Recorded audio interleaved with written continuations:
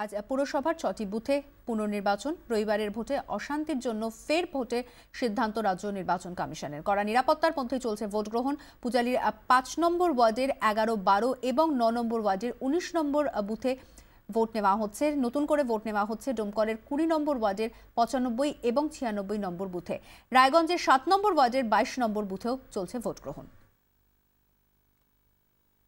সরাসরি চলে যাবো, এই মুহূর্তে পূজালী থেকে রয়েছেন আমাদের সঙ্গে আমাদের প্রতিনিধি বিক্রম দাস। বিক্রম, এর আগেও তোমার সঙ্গে কথা হচ্ছিল, গত রবিবারের যে ছবি ধরা পড়েছে সেখানে এবং আজকের ছবি একেবারে আলাদা। কড়া নিরাপত্তার মধ্যে ভোট গ্রহণ চলছে, ঠিক কি দেখতে পাচ্ছ?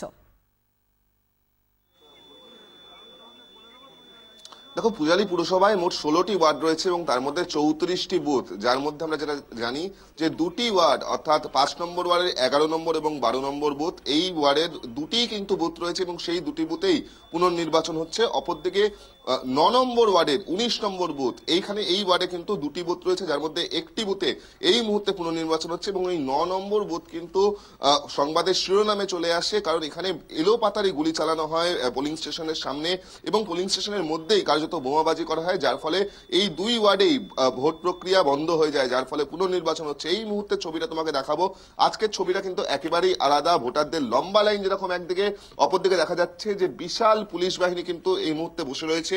2জন ডিএসপি পদমর্যাদার অফিসার, 3জন ইন্সপেক্টর পদমর্যাদার অফিসার এবং বিশাল বাহিনী রয়েছে।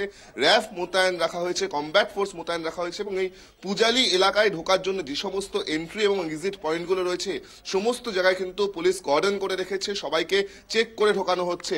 অপরদিকে ভোটাররাও কিন্তু সকাল থেকেই লম্বা লাইনে দাঁড়িয়ে রয়েছে, তারা কার্যত ভয়, আতঙ্ক এবং হুমকিকে উপেক্ষা করেই আজকের ভোট দিতে এসছে, কারণ গত রবিবার যে ছবি তারা দেখেছিল তার থেকে কিন্তু আজকে ভিন্ন ছবি। আজকে কিন্তু দেখা যাচ্ছে যে প্রতি জায়গায় পুলিশ মোতায়েন রয়েছে এবং সেক্ষেত্রে আমি ভোটারদের কাছে আসবো, তাদেরকে জিজ্ঞেস করবো আজকের যে ভোট গ্রহণ প্রক্রিয়া চলছে সেই আর আগের দিন যে ভোট গ্রহণ প্রক্রিয়া চলেছিল যেটা বন্ধ হয়ে যায়, কতটা তফাৎ দেখছেন এবং আপনারা কিভাবে ভোট দিতে আসলেন? সম্পূর্ণ আলাদা। আজকে যে অনুযায়ী পুলিশ মোতায়েন আছে আগের দিন ছিল না। আগের দিন অন্যরকম ছিল, যখন ওরা ঢোকে মানে পিস্তল বোমাবাজি যখন সব শুরু হয় তখন এখানে কেউই ছিল না।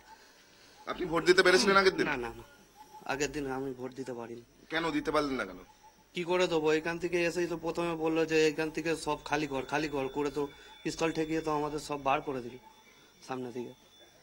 এত ভয়, এত আতঙ্ক, এত হুমকি, তাও উপেক্ষা করে ভোট দিতে আসলেন? হ্যাঁ, আজকে একটু সাহস হয়েছে। আজকে পুলিশের সংখ্যা যথেষ্ট বেশি এবং আমাদের উচিত ভোট দেওয়া, এই জন্যই এসছি, সাহস করেই এসছি। গতবারে এত বোমবাজি হয়েছিল, আগের দিন আমরা আসতে পারিনি। আপনি ভোটই দিতে পারেননি? না, ভোট দিতে পারিনি। ভোট দিতে এসেও আমাকে ফেরত চলে যেতে হয়েছিল, ভয়তে আমরা চলে গেছিলাম।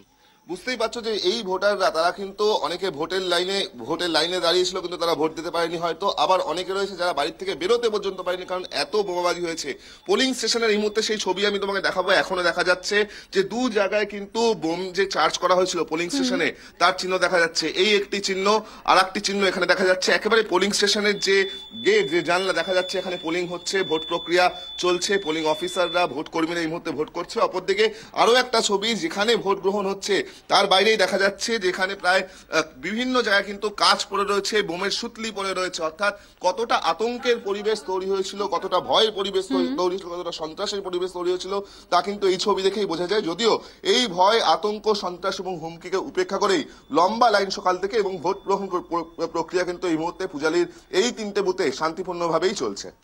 ধন্যবাদ বিক্রম। পাশাপাশি চোখ রাখবো এবার রায়গঞ্জের দিকে। রায়গঞ্জের 7 নম্বর ওয়ার্ডের 22 নম্বর বুথে চলছে ভোট গ্রহণ।